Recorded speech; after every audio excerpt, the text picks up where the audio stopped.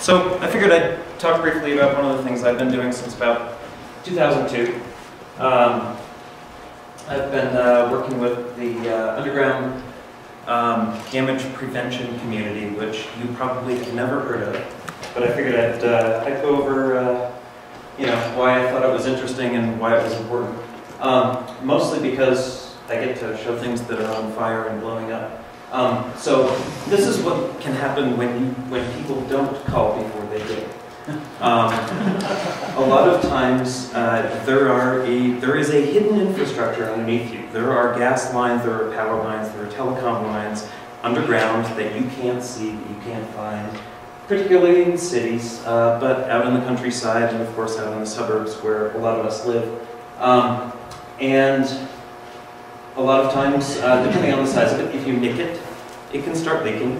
Gas likes to follow the lowest level into a house or whatever, crawl in, and then wait for something to spark it. And it'll blow up a house.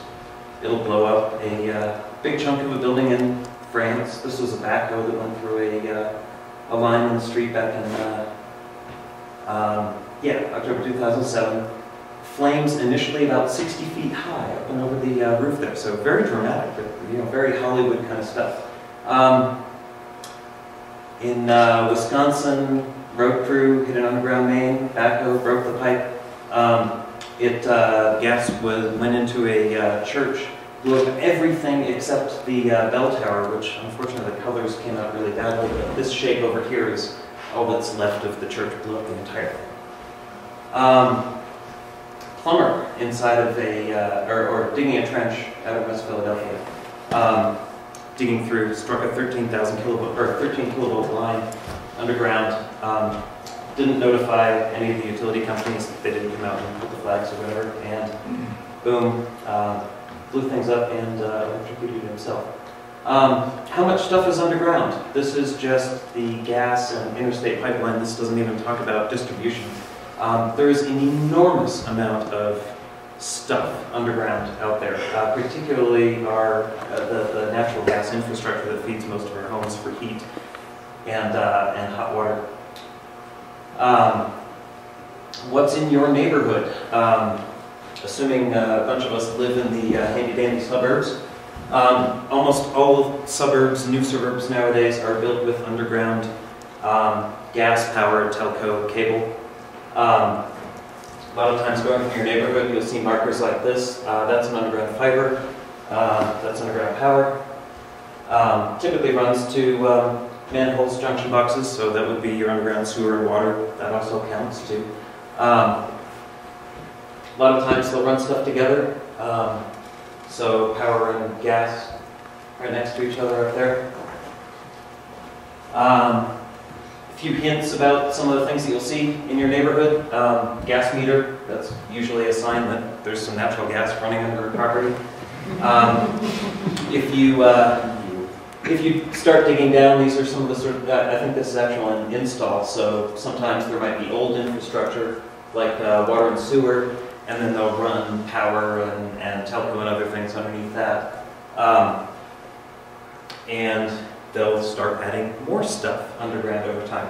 They'll run it to big concrete vaults underground to do junctions and splits and things like that. Long runs are typically underground in conduit. A lot of times they'll mark it, so if you start digging down and you see something red or yellow or something that doesn't look like dirt, they'll run a plastic ribbon on top of it about a foot above where the stuff is, so that hopefully you notice the plastic ribbon before you actually hit the thing that's under it. And then they'll come and they'll put dirt on top of it and paving on top of it, and you will never know what's underneath it.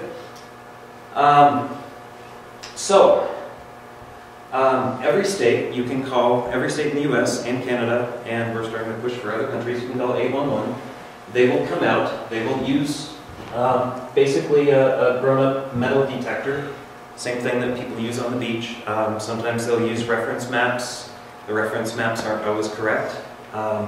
They can be off a few feet, and the deal is that they will mark within 2 feet with spray paint and flags of where the stuff is underground. Any space within that 2 feet, because they can't tell entirely where it is, you should be digging with hand tools and dig carefully. And one of the main reasons to call 811, don't take out your internet service. Telcos and cables are all underground, and they will, you will take out you and your neighbor and me, and we'll be mad. So that's it. It's easy. Call 811 before you dig with shovels or backhoes.